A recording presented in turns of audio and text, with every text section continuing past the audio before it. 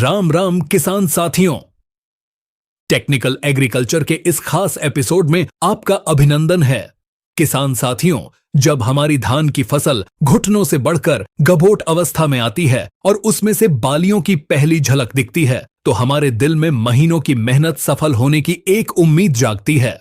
यह वो नाजुक समय होता है जब फसल किसान के सपनों को दानों के रूप में अपने अंदर संजो रही होती है। लेकिन जरा सोचिए, क्या हो जब ये उम्मीदें बाली के साथ ही मुरझा जाएं?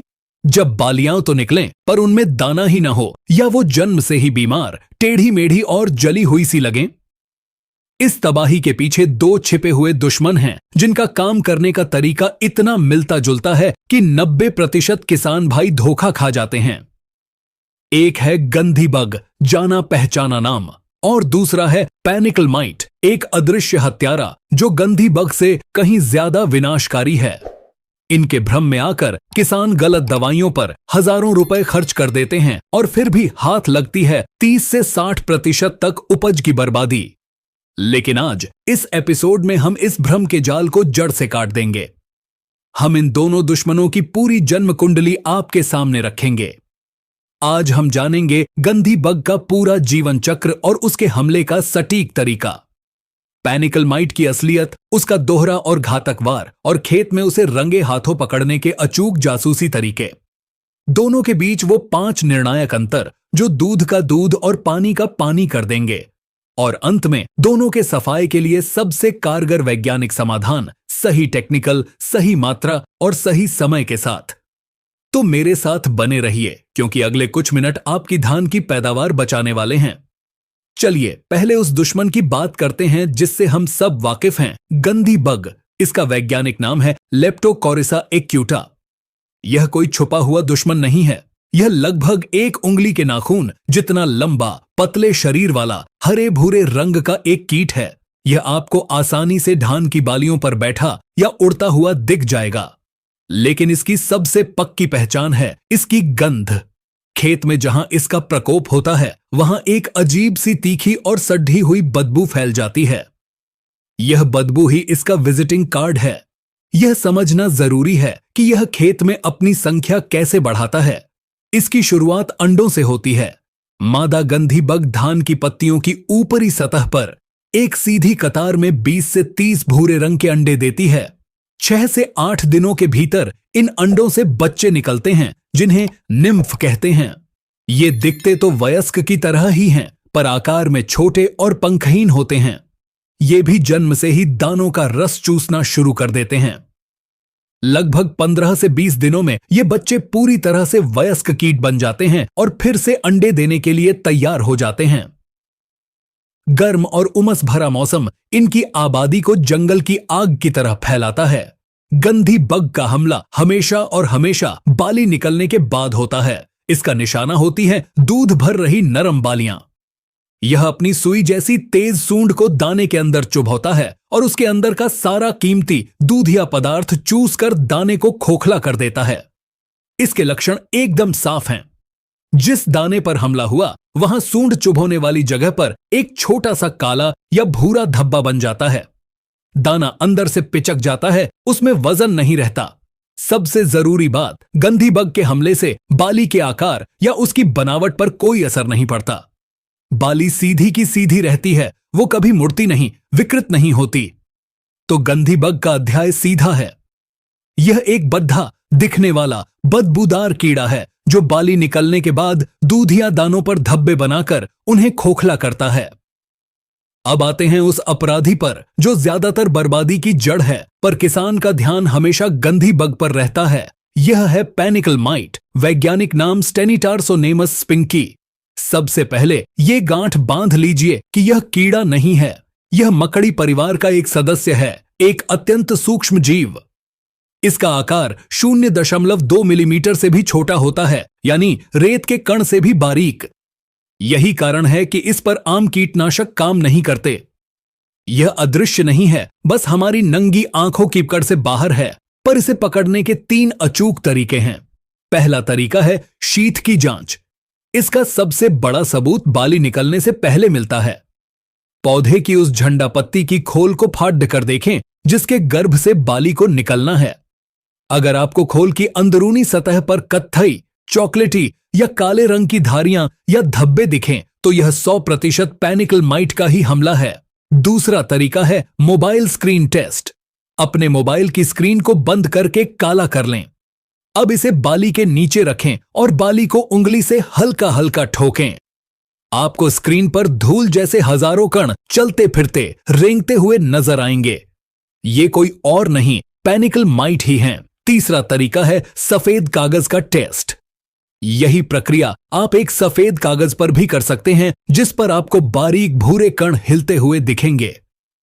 इसका जीवन चक्र बहुत तेजी से मात्र 7 से 10 दिनों में पूरा हो जाता है, इसीलिए इसकी आबादी विस्फोटक रूप से बढ़ती है। मादा अपनी पूरी जिंदगी में 50 से 60 अंडे पत्ती की खोल के अंदर देती है, जहां कीटनाशक आसानी से नहीं पहुंच पाते। पैनिकल माइट 2 चरणों में हमला करता है और यही इसे सबसे घातक बनाता है। पहला और सबसे विनाशकारी हमला गभोट अवस्था में होता है। जब बाली पत्ती की खोल के अंदर अपनी शिशु अवस्था में होती है, ये माइट वहीं लाखों की संख्या में उसका रस चूस चूस कर उसे जन्म से ही कमजोर और बीमार बना देते हैं। दूसरा हमला तब होता है जब बालियां बाहर निकल आती हैं, तब बचे हुए माइट फिर से हमला करते हैं और दानों का रस चूसते रहते हैं। इस दोहरे हमले के कारण बालियां छोटी, अधूरी, टेढ़ी, मेढ़ी और विकृत निकलती हैं। पूरी बाली का रंग ऊपर से झुलसा हुआ या जला हुआ भूरा या काला पडीडीडीएच जाता है। बालियों में दाने या तो बनते ही नहीं या फिर पूरी तरह खाली और बदरंग होते हैं। वजन न होने के कारण ये मरी हुई बालियां कटाई तक सीधी तनकर खड्डी रहती हैं। तो पैनिकल माइट का अध्याय स्पष्ट है। यह एक सूक्ष्म मकड़ी है जो बाली बनने से लेकर दाना भरने तक हर अवस्था में हमला करके पूरी बाली को ही बर्बाद कर देती है। आइए अब दोनों के बीच के 5 बड़े अंतरों को समझते हैं। पहला और सबसे बड़ा अंतर इनकी प्रजाति का है। गंधी बग एक कीट है, इसलिए इस पर कीटनाशक काम करेगा, जबकि पैनिकल माइट एक मकड़ी है जिस पर सिर्फ मकड़ी नाशक ही असरदार होता है। दूसरा महत्वपूर्ण अंतर हमले के समय का है। गंधी बग हमेशा बाली निकलने के बाद हमला करता है, जबकि पैनिकल माइट का मुख्य हमला बाली निकलने से पहले गभोट अवस्था में होता है। तीसरा अंतर नुकसान करने के तरीके का है। गंधी बग सिर्फ दानों का रस चूसता है, जबकि पैनिकल माइट पूरी की पूरी कोमल बाली को ही चूसकर कमजोर कर देता है। चौथा अंतर इनके लक्षणों का है। गंधी बग के हमले से दानों पर सिर्फ काले धब्बे बनते हैं, लेकिन बाली सीधी रहती है, जबकि पैनिकल माइट के हमले से पूरी बाली ही टेढ़ी मेढ़ी और जली हुई सी हो जाती है। पांचवां और आखिरी अंतर इनकी दिखावट का है। गंधी बग एक बड़ा कीट है जो आसानी से दिखाई देता है, जबकि पैनिकल माइट एक अत्यंत सूक्ष्म जीव है जिसे आंखों से देखना थोड़ा मुश्किल होता है। अब जब दुश्मन की पहचान पक्की हो गई है, तो चलिए उसके सही इलाज की बात करते हैं। पहले बात करते हैं पैनिकल माइट के नियंत्रण की। याद रखें, इसके लिए हमें सिर्फ और सिर्फ मकधी नाशक का ही इस्तेमाल करना है। इसके नियंत्रण का सबसे सही समय है गभोट अवस्था। जब बालियां निकलने में 10 से 15 दिन बाकी हों, तभी पहला स्प्रे करें। कुछ असरदार मकद्दी नाशकों में पहला है स्पाइरोमेसिफिन 22.9% SC, जो बायर के ओबेरॉन नाम से आता है। इसकी मात्रा 200 मिली प्रति एकाद्दा रखें। दूसरा टेक्निकल है डायफेंथ्यूरॉन 50% WP, जो सिंजेंटा के पेगासस नाम से आता है। इसकी 240 ग्राम मात्रा प्रति एकाद्दा का प्रयोग करें। तीसरा टेक्निकल है प्रोपरजाइट 57% EC, जो धानुका के ओमाइट या PI के सिम्बा नाम से मिलता है। इसकी 400 मिली मात्रा प्रति एकद्दी एच का प्रयोग करें। स्प्रे करते समय नोजल का मुंह पौधे के तने और पत्ती की खोल की तरफ रखें और घोल में सिलिकॉन आधारित चिप को जरूर मिलाएं। अब बात करते हैं गंधी बग के नियंत्रण की। इसके लिए असरदार कीटनाशक का प्रयोग करना है। सही समय है जब खेत में 10 में से 1-2 बालियों पर गंधी बग दिखे और बालियां दूधिया अवस्था में हों। इसके लिए पहला टेक्निकल है थियामेथॉक्साम 12.6% प्लस लैम्डा साइहलोथ्रिन 9.5% जेडसी, जो सिंजेंटा के अलीका नाम से आता है। इसकी 80 मिली मात्रा प्रति एकद्दी एच का प्रयोग करें। दूसरा टेक्निकल है बाइफेंथ्रिन 10% EC, जो एफएमसी के टॉलस्टार नाम से आता है। इसकी 300 मिली मात्रा प्रति एकड़ डीएच का प्रयोग करें। तो किसान भाइयों, इस विस्तृत विश्लेषण के बाद अब आप सिर्फ किसान नहीं, अपनी फसल के डॉक्टर भी बन गए हैं। अब एक लाइन में सार याद रखिए। अगर बाली सीधी पर दाना खराब तो दुश्मन गंधी बग और इलाज है कीटनाशक। अगर बाली ही टेरही मेरही और बेजान तो मुजरिम पैनिकल माइट और इलाज है मकद्दीनाशक। सही पहचान ही सही इलाज की कुंजी है। गलत दवा पर पैसा और समय बर्बाद करके अपनी फसल को इन दुश्मनों के हवाले मत कीजिए। अगर टेक्निकल एग्रीकल्चर चैनल पर की गई यह गहरी रिसर्च और मेहनत आपको पसंद आई हो तो एक लाइक करके हमारा हौसला जरूर बढ़ाएं। ज्ञान बांटने से बढ़ता है, इसलिए इस वीडियो को हर धान किसान भाई के व्हाट्सएप ग्रुप में पहुंचा दीजिए ताकि कोई भी धोखा न खाए। आपके कोई भी सवाल या अनुभव हो तो नीचे कमेंट बॉक्स आपका ही है। और अगर चैनल पर पहली बार आए हैं तो परिवार का हिस्सा बने, सब्सक्राइब का लाल बटन दबाकर घंटी को ऑल पर सेट कर लें। और भी अधिक जानकारी और हमारी नई नई वीडियो देखने के लिए आप हमारे फेसबुक पेज से भी जुड़ सकते हैं। हम वहां भी किसान भाइयों के लिए खेतीबाड़ी से जुड़ी बहुत ही उपयोगी और महत्वपूर्ण वीडियो डालते रहते हैं।